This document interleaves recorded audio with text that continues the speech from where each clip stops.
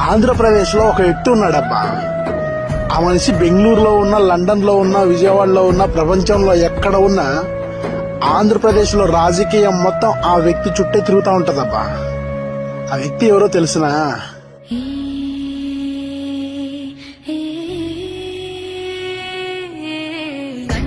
ఒకడైతే అది మించే వాడొకడే, ఒకడు చిచ్చుర ఒకడు